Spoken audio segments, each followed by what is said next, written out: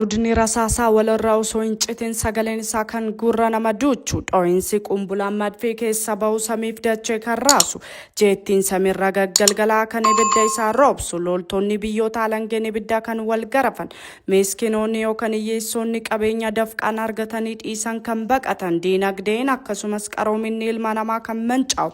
eessa jedhamee yoo gaafatame deebiin isaa addunyaa kan nuti jiraannu keessadha. Afrikaa amma Awurooppaa Ameerikaa giddu galeessa bahaa fi biyyoota Eeshiyaa Kooriyaa lamaanuu keessa wal waraansi hidhattoota garee lamaanii fi isa ol qoodamaniin godhamu waraana addunyaa tokkoffaa fi lammaffaa booda yeroo kamuu caalaa ammachaa isaa dhugaa mul'atudha. Irra deddeebiin miidiyaalee akka gabaasa isaaniin addunyaaf ifa godhanii ragaa suura sagalee fi viidiyoolee dhiyeessa namni hunduu dhaabbatee akka yaadu gochaa kan jiru fakkaata.